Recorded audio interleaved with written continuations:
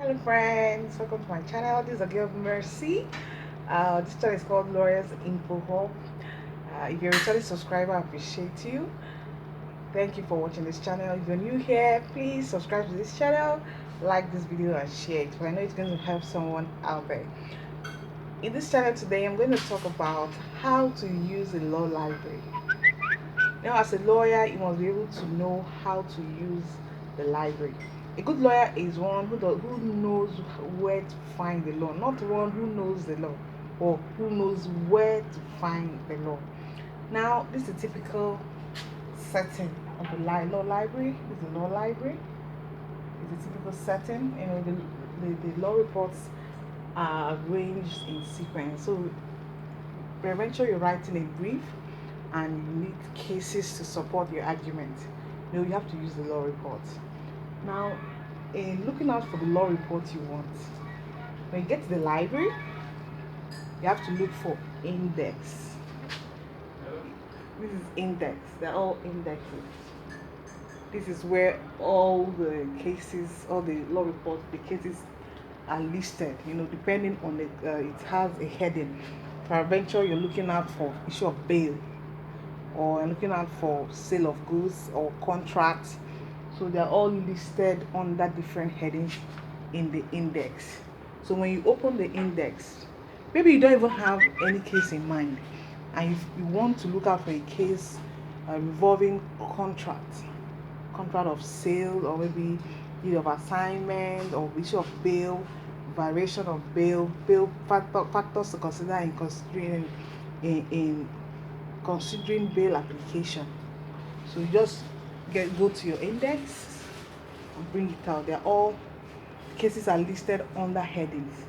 So from it you can now see where to go. This index will lead you to this. So for a good research, you start with the index. So from the index you move to the law reports. Now the law reports are different types depending on the one in your office or in the library you have gone to use. They are all arranged in years and in parts. In a good library, you can't see it scattered. It has to be well arranged. This aids ease of a research. It helps you to just locate what you want. Now, this is like a 2005 law report. Maybe I'm looking for volume 8. I'll just come to the volume 8 and just pick it. Some of the law reports are in parts depending on the type of law report, and because each law report has the way they arrange their cases. So when I come, I'll just go to the exact one I'm looking for and I'll pick it. After my research, either I put it back or allow whoever is in charge to put it back. So for a good law office or a good law library, all this must be arranged in sequence. Because if it's not arranged in sequence, it makes it very difficult for you to carry out your research.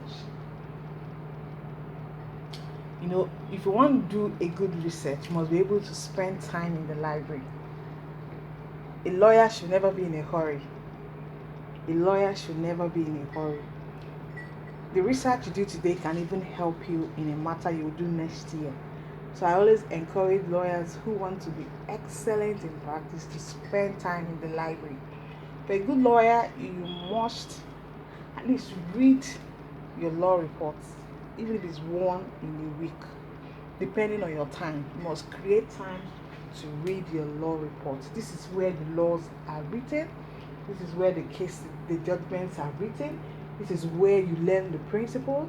This is where you learn what to do as a claimant counsel, what to do as a defendant counsel, how to go about with a matter. You must love these things. Called law reports, you must love them. If you don't love your law reports, I don't know how you're going to learn the law. The law lies here. It lies here. They are much. So you can be taking it one in 2 days, one in a week, and keep reading. Every day you read, you learn new things. Every day you read, you learn the mind of the court. Every day you read, you learn the principles of law. You can't learn it in a day. It takes time. So one at a time. one at a time. They're so well arranged, so it makes it easier for you. You can start reading with your index. You can pick out one of the subheadings and you say, okay, this week I'm going to look out for uh, all the patterns to build. So your index will help you to know which one to pick and which one not to pick, or the ones that are related to your research.